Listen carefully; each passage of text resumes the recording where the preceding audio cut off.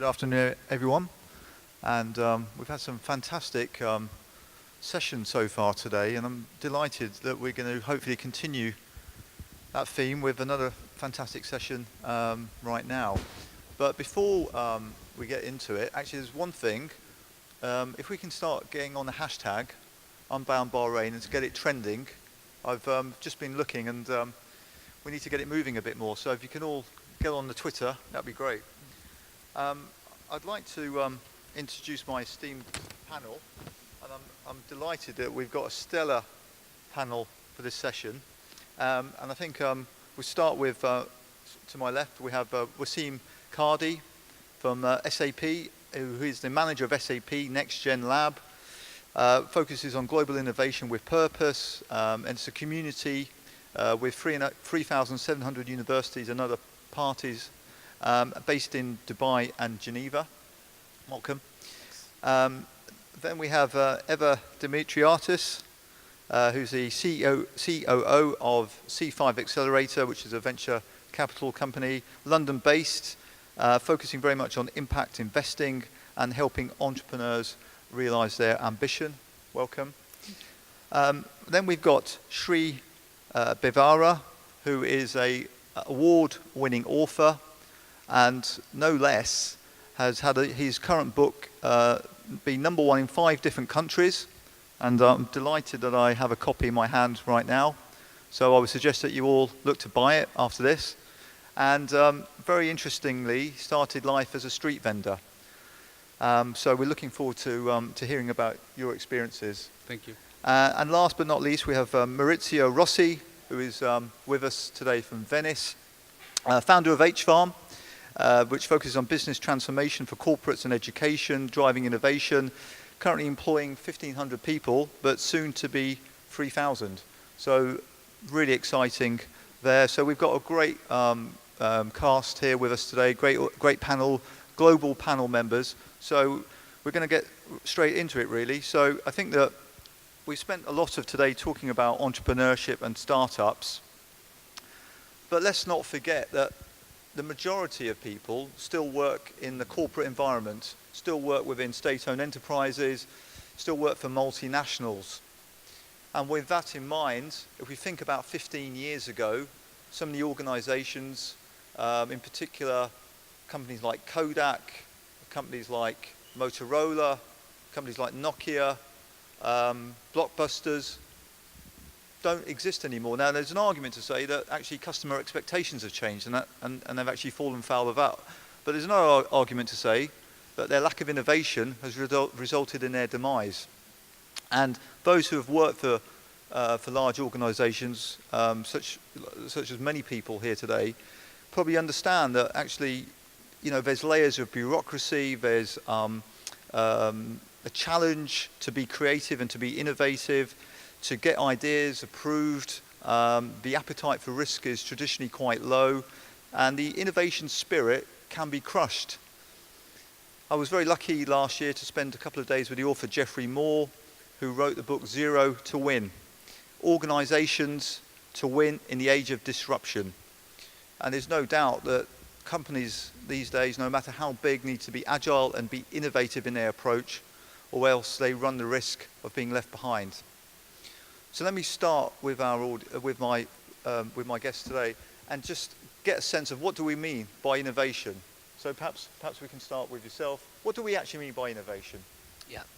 So we always think of innovation as if like you're really starting something from scratch, but it's really, even if it's like a baby steps into innovation to change a little bit the processes that you're doing, and that could change internally and externally, and that's why you need an ecosystem that could, and the mindset to start innovating from within. So for example, at SAP, we just had launched a 1 Billion Life initiative, where we're encouraging employees to spend some of their time on an entrepreneurship project, and where we coach them, provide them with funding and space and the ecosystem to work on their project with had a purpose as well. Okay. So if I then go to Maurizio at the other end of the spectrum, what do we mean by innovation? So, in my opinion, innovation it's a very broad sense, the terms. So everyone has its own meaning because the terms of innovation range from evolution to revolution. I think that all this diversity has in common the fact of change. So everybody thinks and rely to innovation with something that's going to change. For someone, it's going to be more aggressive. Revolution for others is going to be just evolution. But that's today is the password that it's almost abused the word now. Yeah, yeah. Eva, just from your experience, you work for a VC company. Can you perhaps, you're in this innovation space. What do we really mean by it? I think there's a perception that we're talking about technology all the time, and it's all about this kind of like the next big thing. But what do we really mean by innovation? Yeah, I mean, innovation does not have to mean technology. It does today because that is the easiest thing to scale. But innovation existed for centuries. Da Vinci was an innovator. Before working in VC space, I worked for a large auction house, which was older than the United States of America. And for a business that's 250 years old, innovating meant something very different. And it was iterative, as you were saying. It would be small steps to take us into a direction of pivot. I heard something recently which made me laugh, and I hope you'll enjoy this, but it to me sums up the mentality of an entrepreneur and an innovator. So it goes something like this. Dear pessimist, optimist, and realist, while you were debating about the glass of water, I drank it. Yours sincerely, the opportunist. And I think that's innovation. It's seeing opportunities and not wasting time muddling around, and this is where corporates can get a bit stuck, but actually daring to try it. So, Sri, you started life as a street vendor. Today you're a best-selling author. Along the way, you must have taken a few risks. You must have been entrepreneurial. You must have been innovative. Can you shed some light on what your view of innovation is? Yeah, my answer to this would be innovation is to understand what to focus on so that you can survive and sustain. This is the first thing. The second thing is innovation is also leadership. It's a very, very important thing because the culture or whatever that starts from the top down. So it is the leadership that can scare you, that can threaten you with what you cannot become or what you can become. And that is how you're pushed into this part of innovation. So it is a natural progression that happens. You can only connect when you look behind that you are innovated. You cannot innovate looking ahead. So let's bring the conversation around to practicalities. We have a lot of organizations, big organizations, multinational state-owned enterprises. What should they be doing differently to become more innovative and to be more competitive in this super fast, turbocharged tech world? Maybe we start with yourself on this one, Wissam. Yeah. So recently I've been advocating together with my team the science fiction thinking. And science fiction thinking is really an elastic way of thinking that goes beyond what's possible right now. And it's more to do with scenario-based planning, where you see where you're going to be in the future and then go back to the present. So it's like being on Earth, instead of seeing Earth like as a journey to Mars, thinking that I'm already on Mars and how I'm going to make it from Earth. So this kind of, if you activate the science fiction thinking, a lot of ideas could come in with the support of an ecosystem.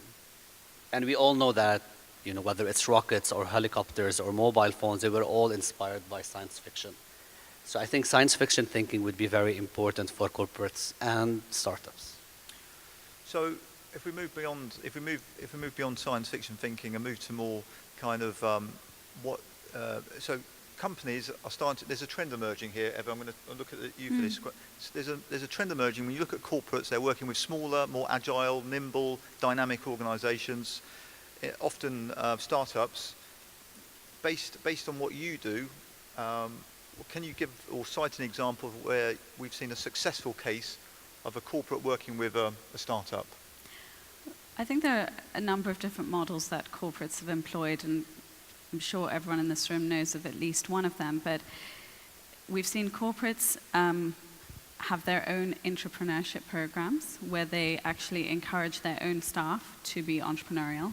And some of them do that in a very structured way. So Google has this cool idea where they allow people to have a 20% project. So 20% of the time, they can work on something that's not their day job, and it has to be signed off, and they have to make a case for it. But if it works out, that could become a new business stream.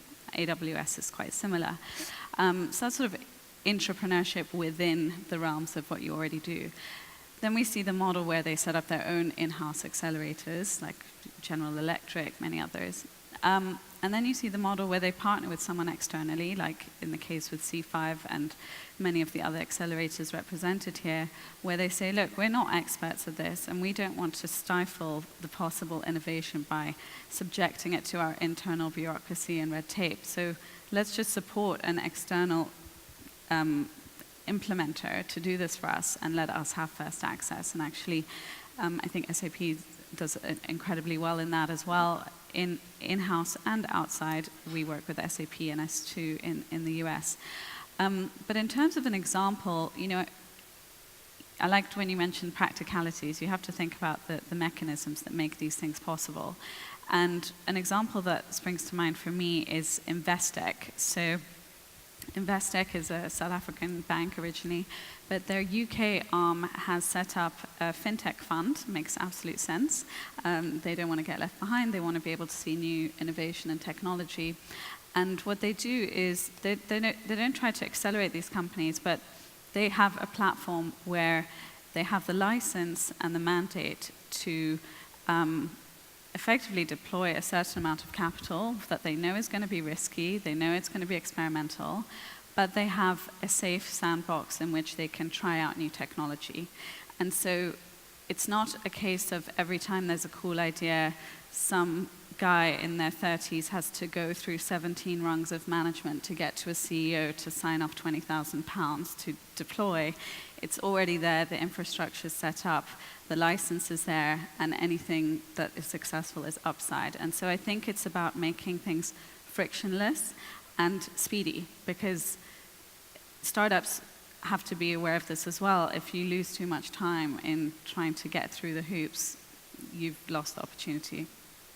So, taking it on further, Maurizio, on this one, you've got a lot of experience in terms of business transformation, particularly in Europe. What are the things that you've seen corporates do to unleash this potential which sits within these multi-level organizations? Well, I see the transformation, we can use this definition. It's the field where the corporations has to concentrate to innovate their business, their presence, and to drive their future agenda in Europe, but not just in Europe.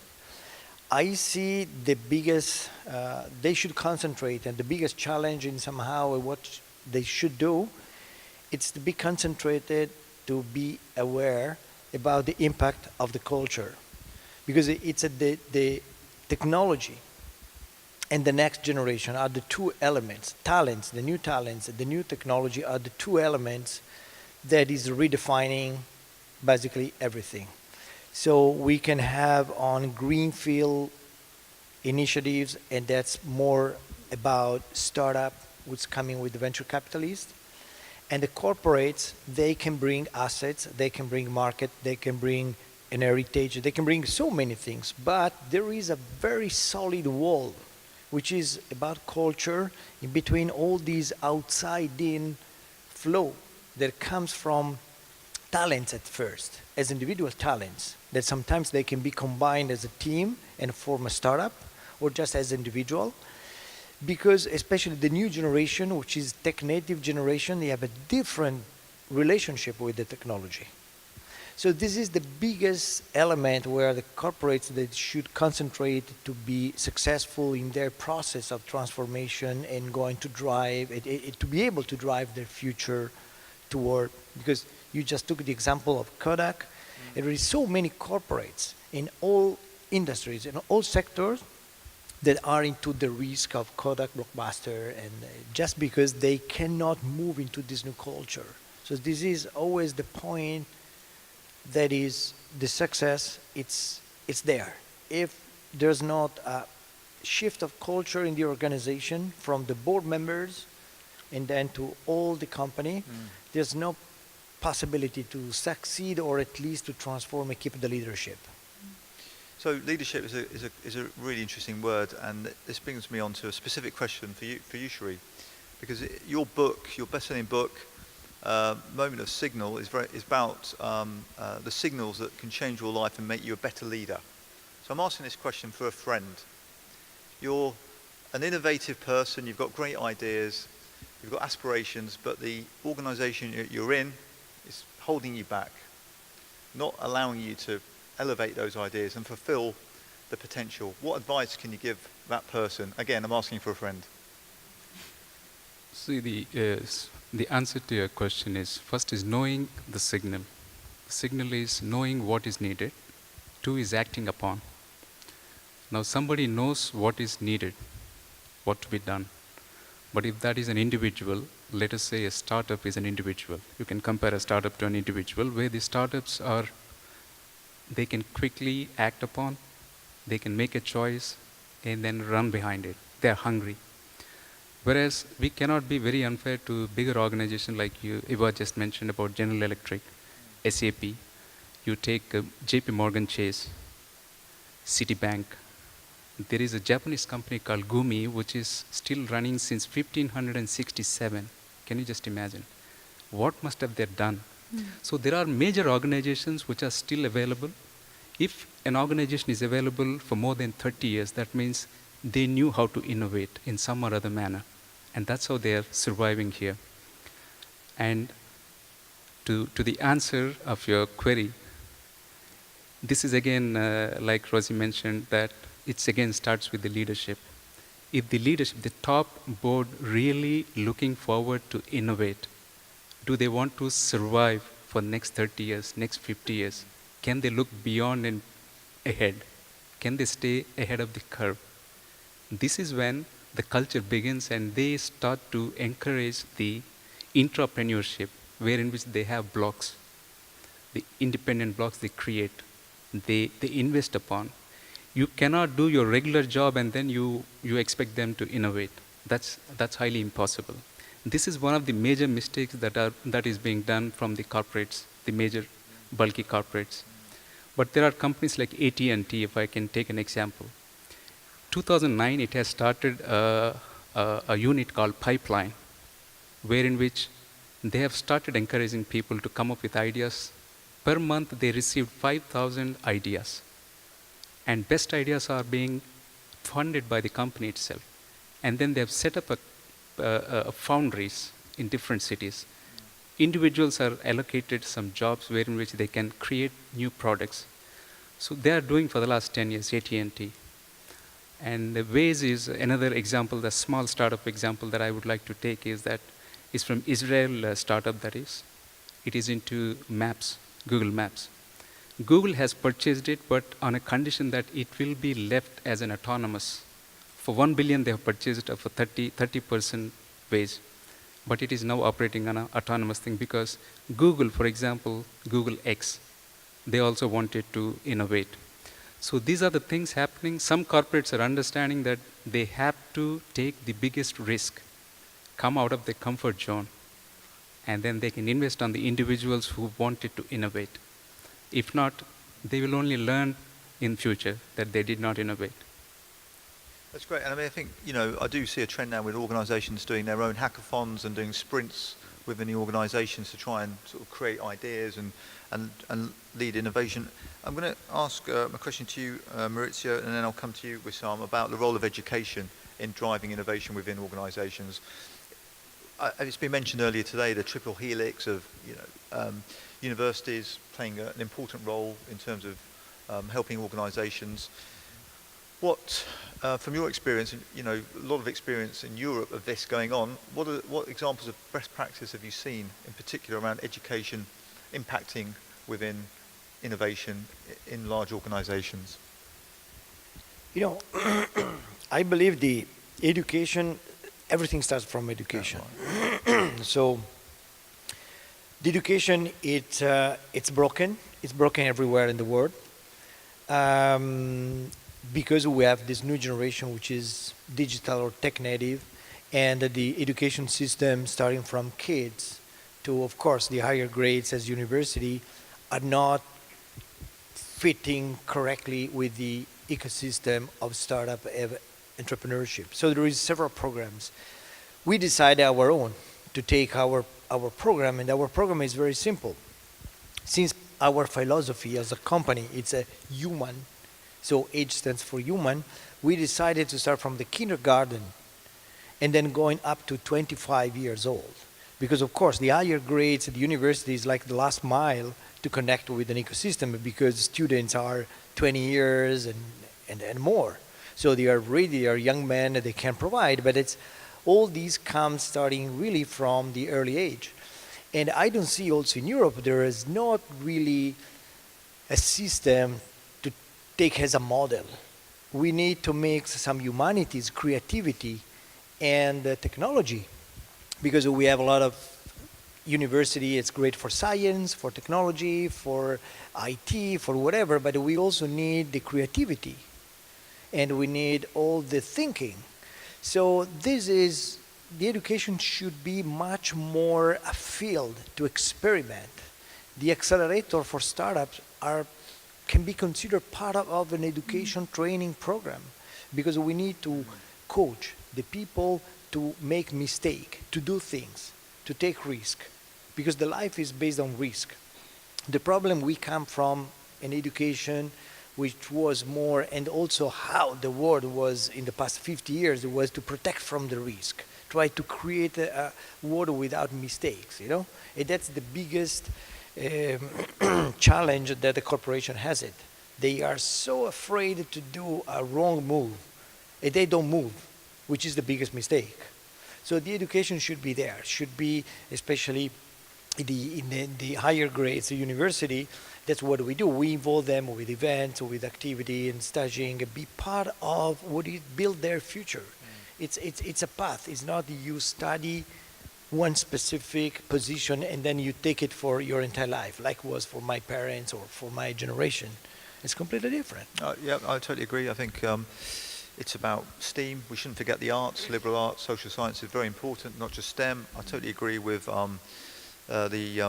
starting with early age and moving beyond the traditional structures. We should focus on multidisciplinary, moving beyond that to transdisciplinary. That's where the great innovation happens. And I think your last point about education systems being outdated is absolutely correct. And actually what education needs to do is live in the future and work in the future. So I think that's, you're absolutely right. I'll come to you in a second, Eva. Just pick up on this, on Wissam. What's your SAP heavily involved with education? What's your take on this? Yeah.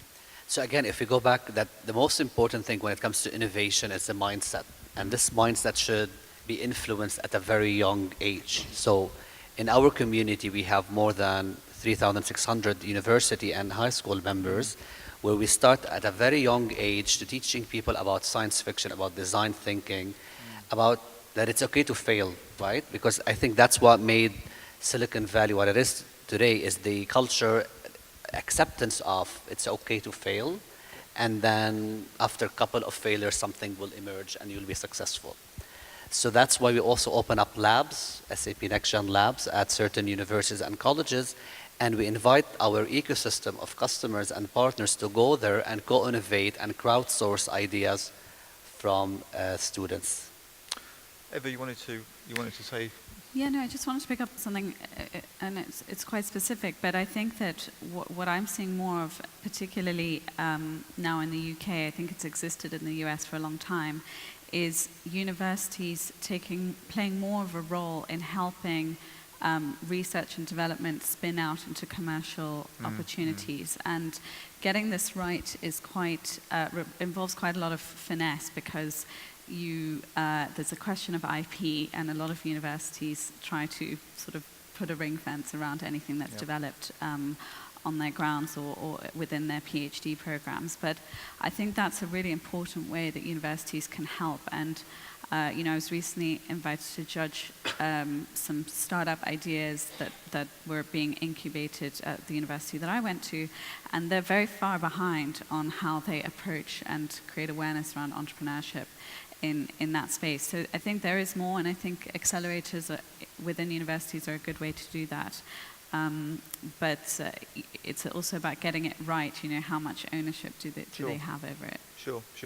Look, I think you're right about that, and I think we will see in this part of the world an increased focus on technology transfer offices or technology knowledge offices, where there will be this kind of co-creation and leading innovation. But you're right. I think there's a lot of work still to be done around IP law, which is still quite weak in many parts of the world. I'm going to try and wrap this up before I come to you all for your final reflections. We've had some really interesting conversations here around how corporates need to think and behave and act to drive innovation. And there's some themes that have emerged for me. One critical theme for me is leadership. I think there's something else around creating a spirit of innovation within the organisation, and that's through allowing people to work in a safe zone, to allow them to take risk, which is hard to do, but nevertheless an opportunity. Education is critical to help organisations move forward, and it definitely seems that corporates need to work with organisations, smaller organisations, startups, to infuse them with different thinking, give them different ideas, and even a different energy, and I include universities in that as well. So perhaps if I start here and we work our way down, just your final thoughts before we wrap up. So as an advice for whether it's a big or small company, activate your science fiction thinking, your growth thinking, lead with purpose, think of how can you give back to the community linked to the 17 global goals, and then just build your ecosystem around it. I'm glad you mentioned the global goals. So I believe very much in impact investing. And I think that the companies that are going to succeed in the future are those that think about the impact that they're having and how they can be sustainable. And I think all of us in this room would rather consume from a brand that cares about the world, the environment, and the human capital versus one that actively does not, assuming everything else is equal. So I think that's a big part of this innovation theme. And so my advice to corporates would be put together an active and willing task force around this, lower the barriers and the friction, give a mandate of can-do attitude, and try things out. On a lighter side, innovation doesn't work with the time deadlines. Innovation needs the freedom. Yeah. But the jokes aside, change is at the heart of the innovation. We human beings are designed to have this consistency of the routine. We do not like the change because innovation comes with the first objective of the change, and that threatens. Why I'm trying to connect this to the leadership is leadership has to foster an environment wherein which there is freedom that is existing for people to freely come up with ideas, and then the budget and all. Many people get stabbed with the budget issue, but budget is not the first thing. You need to have that environment, and then comes the money part. And yes, we need to have that independence to have that innovative environment. I think one, it's moving toward open company, because it's a great way to attract talents. So I don't find a better model of this. Taking risk, it's another great element, and not having fear about failing, and be very fast, because today it's one of the biggest problems is the velocity.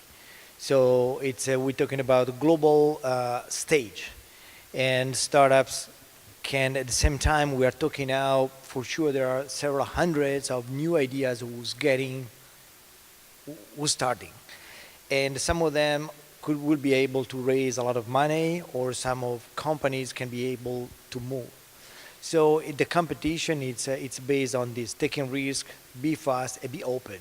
So I don't see other elements. Well, I'm sure you agree, it's been a really insightful discussion. I think our time's up. Just a couple of things before we ask you to thank our guests. First of all, Sree's book, I'm going to plug Amazon. I think they're sponsoring. So his book, Moment of Signal, is available online at amazon.com. And Eva's running the Windsor Half Marathon for charity. So if you go to Just Giving page, if you find the moment to do that, that'd be great, and contribute to a great cause. But only remains for me to ask you to thank our panel members, who I think, I'm sure you'll agree, have been superb. Thank you. Thank you.